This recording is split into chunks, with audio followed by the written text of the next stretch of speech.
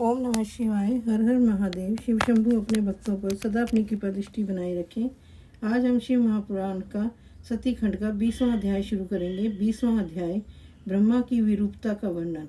नारद जी ने पूछा, हे ब्राह्मण, हे विदे, हे महाभाग, फिर इसके आगे क्या हुआ? समस्त पापों का नाशक शिव सती का समस्त दिव्य चरित्र मुझे सुनाने की कृपा कीजिए। ब्रह्मा जी बोले, हे नारद, जब शिवजी ने मेरा वध नहीं किया तो सब देवता प्रसन्न हो जय जय करते हुए शंकर जी की स्तुति करने लगे। मैंने भी अनेकों स्तोत्रों से उनकी स्तुति की। तब भगवान शंकर ने प्रसन्न हो सबके सामने ही मुझसे कहा, हे तात ब्रह्मा, अब निर्भय हो जाओ और मेरी आज्ञा से अपना मस्तक स्पर्श करो। मैंने अपना मस्तक छूकर उन्हें प्रणाम किया। शिवजी मेरे मस्तक पर जा बैठे। इंद्रादि देवताओं के देखते ही मैं लज्जित हो गया। फिर तो शिवजी की स्तुति कर मैंने उनसे क्षमा याचना की और इस पाप की शुद्धि का कोई उपाय पूछा। शिवजी ने कहा, बस अब जो रूप मैंने तुम्हारा कर दिया है, तुम इसी रूप में मेरी आराधना कर तप करो। रुद्र शिर से पृथ्वी में तुम्हारी ख्याति होगी और तुमसे तेजस्वी ब्राह्मणों के कार्य सिद्ध होंगे।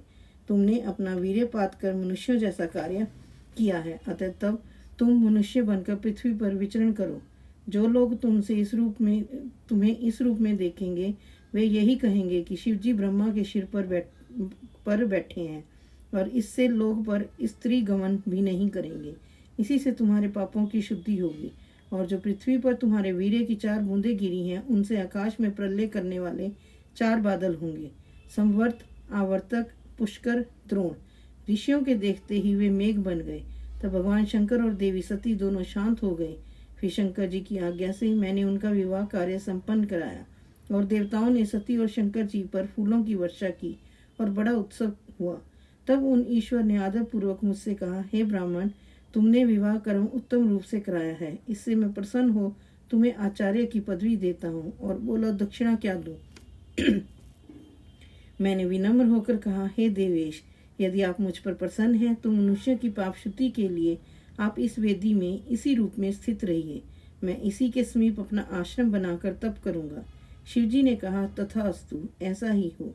मैं लोक हितार्थ इस वेदी में सती देवी सहित वास करूंगा।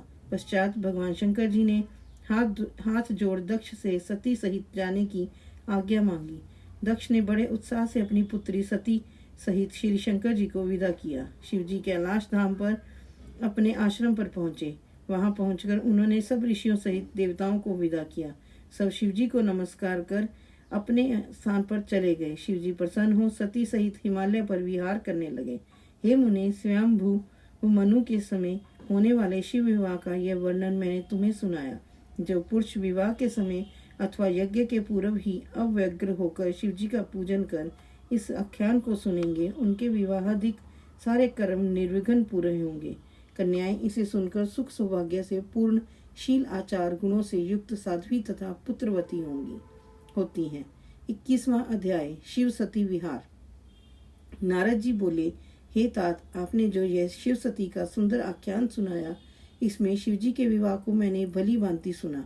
अब इसके आगे जो शिवजी के मंगलदायक चरित्र हैं उसे भी सुनाइए। ब्रह्मा जी ने कहा, कैलाश में पहुंचकर सती जी ने सब गणों को आश्रम से दूर जाकर रहने की आज्ञा दे दी। शंकर जी ने भी कहा, अच्छा जाओ, पर जब मैं स्मरण करूं तब शीघ्र ही आ जाना। नंदी आदि गण अपने स्थान को चले गए। तब एकांत पाकर शिवजी सती के साथ रमण करने लगे।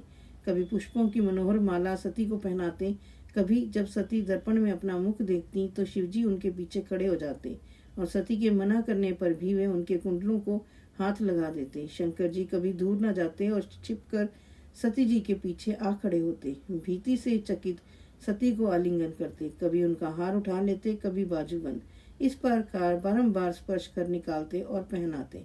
कालिका नामक सती की दासी को आगे आगे चलाकर जब सती उसके पीछे चलती तो वे उनके बड़े बड़े कूचों को पकड़ लेते। कभी मनोहर पुष्पों का हार बना प्रिया के आभूषण बनाते और कभी रमणीय पर्वत कुंजों में घुसकर अपनी प्रिया सती के साथ विहारते। सती के बिना शंकर जी को एक क्षण के लिए भी सुख नहीं मिलता था। इसी प्रकार कुछ समय तक कैलाश कुंजों में विहार कर शिवा सहित शिव जी ने हिमालय पर भी जाकर आनंद विहार किया। इस विहार में उनके 25 वर्ष व्यतीत हुए। हर हर महादेव। जय जय श्री राधे। जय जय श्री राधे।